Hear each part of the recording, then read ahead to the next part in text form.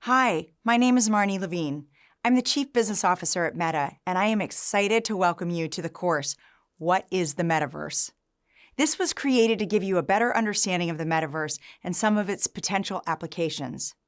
To start, I'll give you a high-level overview of the Metaverse, and as you go through this course over the coming weeks, you'll dive deeper on these topics. So, what is the Metaverse? Simply put, it's the next generation of the internet, and it's going to turn today's online experiences into interconnected, immersive digital spaces where you can interact with others no matter where you are physically. What's special about the Metaverse is that in many ways, it has more in common with our physical world than it does with today's internet. Meeting in the Metaverse is going to feel physical and connected, just like meeting in person. Think of this as an embodied internet, meaning you will be in it and not just looking at it.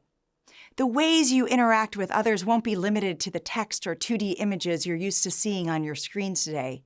Instead, it's going to feel like people are there with you.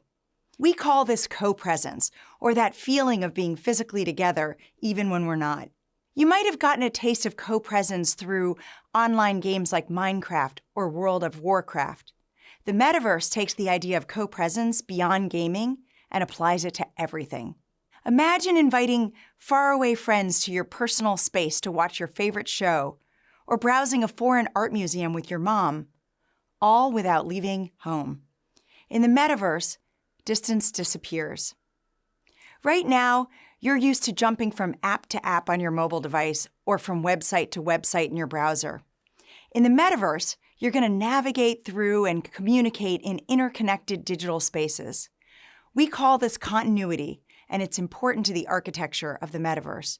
While the premise of these spaces is to have a 3D immersive experience, the Metaverse also needs to have multiple access points to be inclusive. Right now, experiences are being built for a VR headset, but not everyone can buy headsets or has internet that's fast or powerful enough to dive into the 3D environment. Most people have phones, though, so exploring a 2D version is crucial to our vision of enabling 1 billion people to have experiences in the Metaverse over the next decade. You'll learn more about these access points in an upcoming lesson. So what are these spaces going to look like? The answer is whatever you want them to look like. Unlike the early internet, which was created primarily by technical software engineers, the Metaverse is being created by people from all sorts of backgrounds looking to create a space of their own. In fact, there are Quest users using tutorials to build in Horizon worlds today. Whether it's a concert, a recording studio, or a comedy club, if you can imagine it, you can build it in the Metaverse. The scale of that freedom presents endless opportunities. The Metaverse has the power to create jobs, enable new business opportunities, and increase access to training and educational experiences. So let's dig into that a bit. If the Metaverse grows at the same rate that the internet did, it could add an estimated $3 trillion to the global economy over the next decade through ads, goods, and services. In Horizon worlds, creators are already making a living from their content, selling digital objects, experiences, or whatever else their creativity allows without the limitations of the physical world.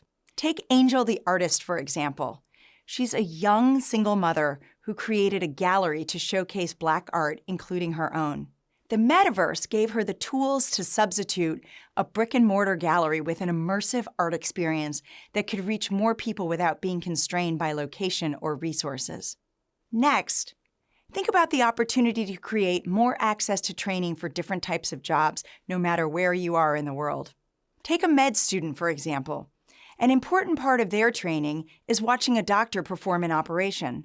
But now imagine standing next to a world-class surgeon, watching their techniques and practicing that same surgery without needing a live patient or dealing with the limitations of physical access.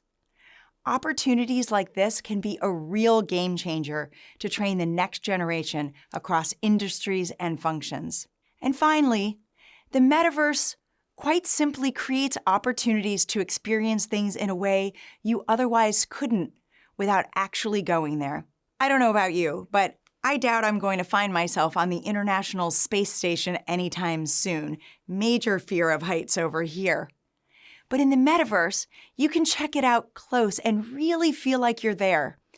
Just one example of the ways that the metaverse can fundamentally change the way we learn. A lot of what we've talked about today is either already possible or in development, and there's so much more to come.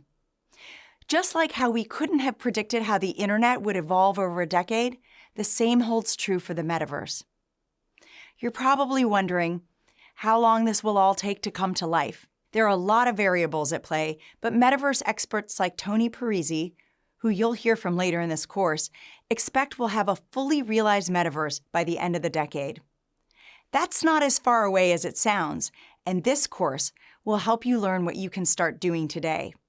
Now that you have a baseline understanding about what the metaverse is, it's time to dig in and learn more. Next, after a short reading, you'll hear from Mark again, but this time about what experiences can look like in the metaverse. As you progress through the course, just remember, imagination can take us anywhere, and in the metaverse, it will.